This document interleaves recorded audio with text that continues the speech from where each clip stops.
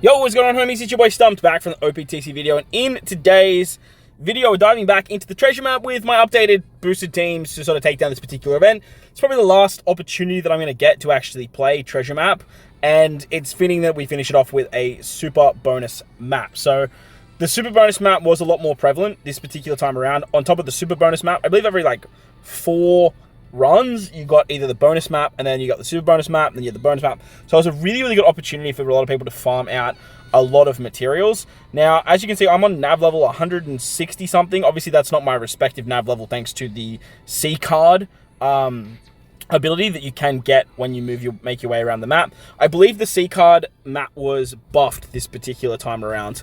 I think the NAV levels were increased by 0.2 because we had just so many boosted characters and big time 1.85 boosters.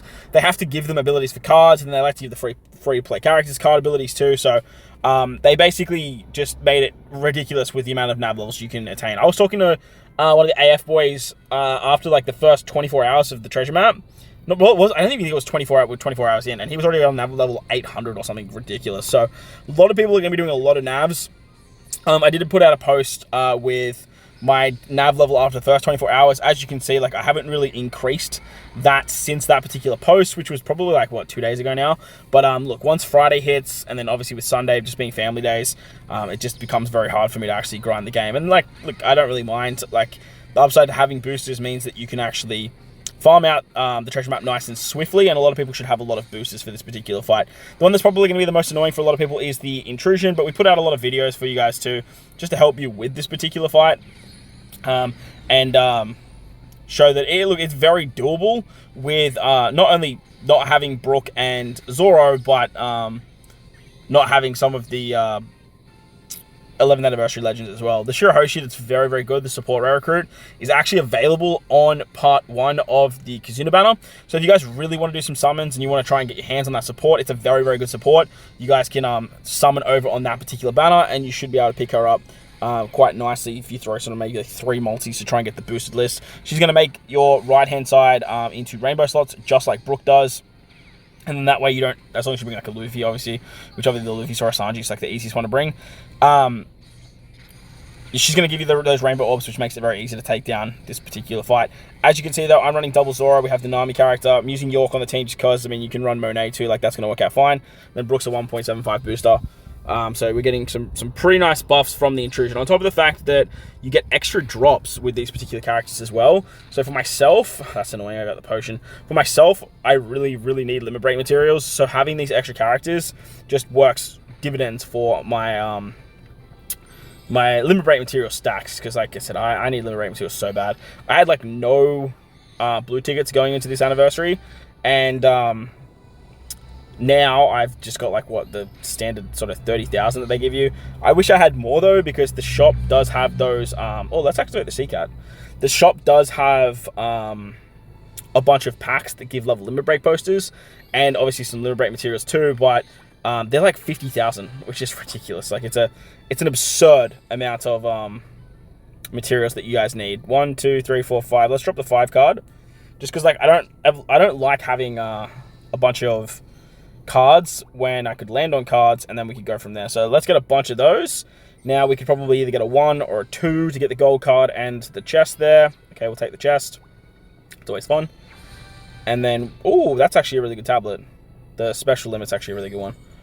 I don't have too many of those, so we'll definitely take those when they come around. Excellent. Now we can pick up this gold card. A movement space of 1. That's interesting, because we could probably just use that. We'll probably use the 4 actually to get that stamina replenishment. Alright, so let's take on Nami and Usopp for 4 minutes into the video, and all we've done is the intrusion, just because we've been moving around the map so damn slowly. For the intrusion fight, sorry, not the intrusion, the Nami and Usopp fight, nothing's really changed for my team. The thing that I did change was that I took the Kung Fu Luffy support off, because now that we're at a higher NAV level, the damage that we need is a little bit higher, and I've started to use the Shanks special. I slapped the Roger support on Shanks just because I needed that extra 1 turn of cooldown, and that way I can get the Shanks special ready to go by the final stage. With that, I have color affinity on top of the chain shenanigans, attack, and orb boost that Toki's providing. You just need to make sure that you use the Toki special on your middle row characters on turn 2, so that way you can bypass the blow away when you move into turn 3. That's pretty much the only like kit and caboodle that you need to remember for this particular fight. If it's the mini boss, I don't even bother about using the Shank special. I don't need to use the Shank special because the damage on the mini boss is a lot lower. You get binded, Shanks can just bypass that. And then obviously with the attack and all boost from Toki, you just use the chop special to remove the attack down, and then you're just pretty much like good as gold. Ironically, you can actually get the tandem because you have the Roger tandem buff on the map if you guys need it. But again, like the Shank special is just going to give you a lot more damage because you get that 4 times color affinity boost to side characters, which is really, really nice. So very, very, very, very cool. It obviously takes a little bit longer, but like getting a full border matching all to Shanks, getting the color affinity buff, it means that you can take that support off and just sort of kill very comfortably. So 100% stamina charge, we'll definitely take that. Alright, hopefully we get a 3. Okay, we get a 4. That's rude. The game like registered that we needed that for the what's it called? The stamina, so it just sort of gave it to us a bit late. Alright, we'll take the 5. Let's go up here and we'll fight Robin and Chopper. Robin and Chopper, the team I think has changed a little bit from my initial video. I slapped on the... I actually think it's changed quite a lot. I brought Shirahoshi over for Rainbow Orbs, and then that way I could use the Mihawk support on Shirahoshi. And then I'm using Lucci and Kaku for a bit of wave clearing strategy for the first stage. And then we've got the S-Hawk, who I did have on the Tashigi team a little bit earlier. I actually brought him over onto this particular team, and then I don't have to use the Odin support for the color affinity to remove the attack down as well. So this actually works quite nicely. We can sort of switch with Lucci and Kaku, and then that way we have a Dex fighter. The S-Hawk, what's it called? Color affinity is for fighters and slashers. So the Cat Vipers get the color affinity buff, and then the Lucci Kaku gets it as well, which is really, really nice. Cat Vipers, your attack and orb boost. You get chain lock with Izo Kiku. And then you can bypass the defensive effects with Cat Viper. All you have to do now is just remove the attack down because Mihawk sets defense to 0. So you don't have to worry about that defense up either. If you need a little bit more damage down the line, you can use the Lucci and the Kaku special to increase your chain lock and your color affinity boost. And you also have the super type of Cat Viper. But for now, like, it's still working ridiculously well. Obviously on the map, it's going to clear very, very easily because the map just has a lot less HP and a lot less... nuisances, but it's working quite well for me over here. It's still at like what NAV level 150 plus, so yeah, it's doing bits for us. So let's use the 1 here and let's see what we get from the gold card. Honestly, I prefer the gold cards than the super chests. Like, I have been seeing pictures of people getting like 10 super boost tablets. I've definitely seen those screenshots, but the chances of that happening are just so damn low. So I'm just not here for it, man. I'd rather just get my hands on some good cards to make my way through the event, and I would like, look, if I get an opportunity like this, I'm definitely going to do it. But I would much rather get gold cards that have cannons and stuff like that just to make the runs a lot faster. Because at the end of the day, I'm here to farm limit break materials, not so much get cucked every single time by like a side damage reduction tablet times 10. You know, like it just it just seems to be that way every single time I land on that fucking chest, bro. So the super map, obviously it takes a lot longer to get through the super map because you're making your way around the outside and stuff. But at the end of the day, you are getting a lot of good rewards. Moving on to the Frankie fight, the very first mini boss. I have changed this team quite a lot since the initial video. I kind of just used what I had built for my Sengoku fight and didn't really look at the boosted units and see what else I can sort of build for.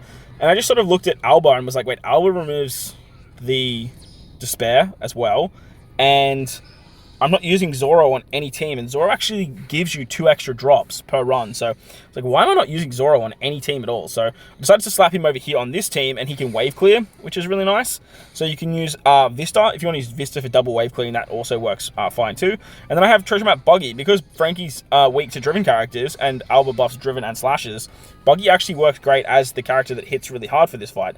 We have the Akane support still, and then we can actually use the Vista special once again to get color affinity. So it all works out pretty hunky-dory there. Chip like a good, get the chain lock, and wham bam, thank you man, Buggy does the trick. So yeah, does wonderful things, and it's basically the same strat. I'm just using more boosters. So 1.35 plus 1.35 plus 1.85, it's just a much higher boost. But the real gain is those 2 extra drops that I get for the boosted effects thanks to Zoro. So you can definitely run double Zoro if you want to, and then just bring up blind remover if you want more drops. But at the same time, like, I'll meet in the middle, call it a day.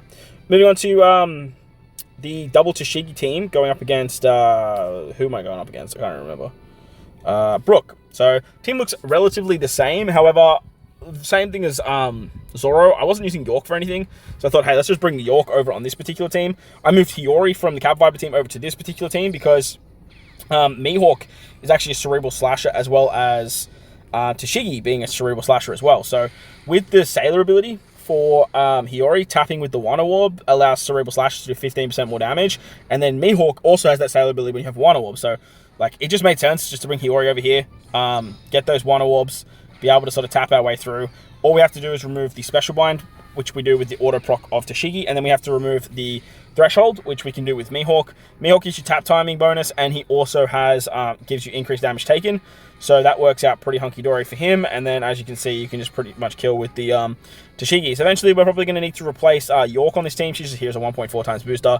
Not really doing all that much, but she's a cerebral character too, so she does get buffs under Tashigi, and she can hit like relatively hard, but that should just be a character that we just completely replace for more damage if we need it. I have the Rodin special support, for an attack boost, but Mihawk, I believe, is an attack boost too. You can use his super type for color affinity, so you have a few more options there as well for some damage before you need to replace York anyway. Moving on to the final boss team now, we are running double Kizaru, and we have basically like all the boosted characters and Brook.